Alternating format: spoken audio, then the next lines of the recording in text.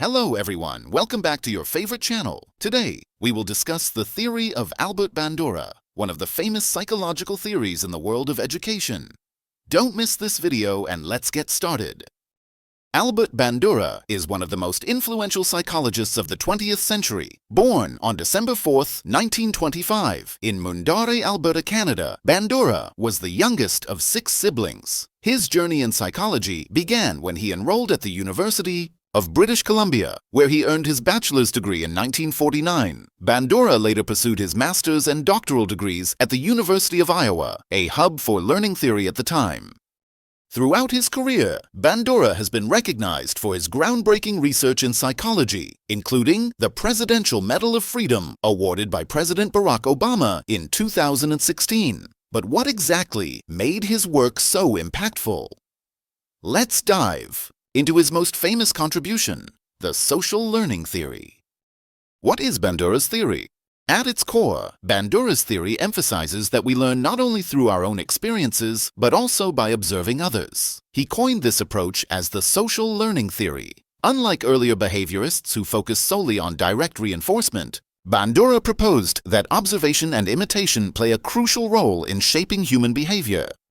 This theory was famously demonstrated in Bandura's Bobo doll experiment, which showed how children imitated aggressive behavior after observing adults. But what are the core components of this theory? Let's find out. Bandura's social learning theory revolves around 4 key components. The first component is attention.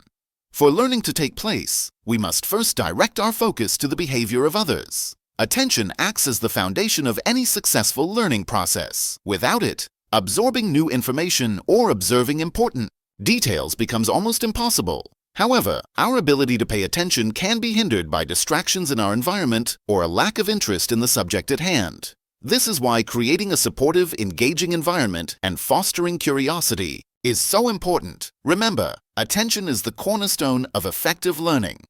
The second component is retention. After we observe a behavior, the next crucial step is our ability to remember it. Retention requires encoding the behavior we've observed into our memory so it can be recalled later when needed. This process involves paying close attention to details, breaking the behavior into understandable steps, and linking it with what we already know. If we fail to retain what we've observed, the learning process cannot move forward. By practicing mindfulness and repetition, we can strengthen our memory and ensure that the observed behavior is effectively stored for future use. The third component is reproduction. After we successfully retain the observed behavior, the next step is to translate that memory into action. This means we must be capable of reproducing the behavior accurately. The ability to do so relies heavily on both our physical and cognitive skills. For instance, if the behavior involves complex motor skills, it requires coordination, strength, and practice. Similarly, cognitive abilities like problem-solving or recalling specific details are crucial for carrying out more intellectual tasks. Without these abilities, the behavior remains a concept rather than a practical skill. With consistent effort and practice, however, reproduction becomes achievable. The fourth and final component is motivation. Even after observing, retaining, and being capable of reproducing a behavior, we still need a reason to imitate it. Motivation acts as the driving force behind whether or not we choose to apply what we've learned. This can be influenced by various factors, such as the potential rewards we might gain, the fear of punishment for not conforming, or simply the perceived benefits of adopting the behavior. For instance, we might imitate a behavior because it leads to success or approval from others. Without motivation, the process remains incomplete, as it's the key factor that bridges learning and action.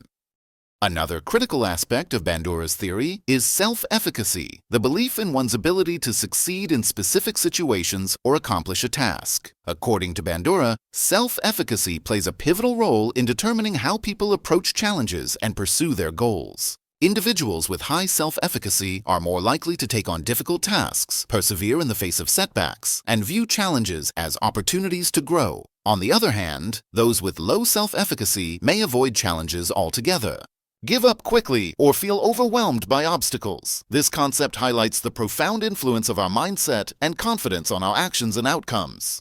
Bandura's theory has profound implications for education. Teachers can use it to foster effective learning environments. For instance, one crucial element in learning is the presence of role models. In educational settings, teachers and peers often serve as influential role models for students. When students observe positive behaviors, such as collaboration, critical thinking, and effective communication, they are more likely to imitate and internalize these behaviors. Role models demonstrate not only what to do, but also how to approach challenges, solve problems, and interact respectfully with others. The consistent display of these behaviors helps create an environment where students feel encouraged to adopt similar traits, ultimately shaping their attitudes and habits in meaningful ways. One crucial element in learning is the presence of role models. In educational settings, teachers and peers often serve as influential role models for students. When students observe positive behaviors, such as collaboration, critical thinking, and effective communication, they are more likely to imitate and internalize these behaviors. Role models demonstrate not only what to do, but also how to approach challenges, solve problems, and interact respectfully with others. The consistent display of these behaviors helps create an environment where students feel encouraged to adopt similar traits, ultimately shaping their attitudes and habits in meaningful ways. The second key element is feedback and reinforcement. Constructive feedback plays a vital role in shaping a student's motivation and self-efficacy. When students receive specific, supportive, and actionable feedback, it not only helps them understand their progress, but also instills a sense of achievement. Positive reinforcement, such as praise for effort or recognition of improvement, encourages students to continue working hard and persist in their efforts. On the other hand, corrective feedback, when delivered empathetically, helps them identify areas for growth without diminishing their confidence. Together, feedback and reinforcement create a cycle of improvement, fostering resilience and a deeper commitment to learning. The third essential element is collaborative learning. Group activities provide students with the opportunity to engage with peers, enabling them to learn not just from teachers, but also from each other. In a collaborative setting, students share ideas, perspectives, and strategies, creating a dynamic environment where mutual learning flourishes. This exchange of ideas encourages critical thinking, problem solving, and the development of social skills. Additionally, observing and interacting with peers who demonstrate positive behaviors, such as teamwork and effective communication, promotes the adoption of these behaviors. Collaborative learning fosters a sense of community, making the learning experience more engaging and impactful. Understanding the role of observation and modeling can also help educators address challenges like bullying or disengagement by promoting positive behavior and inclusivity.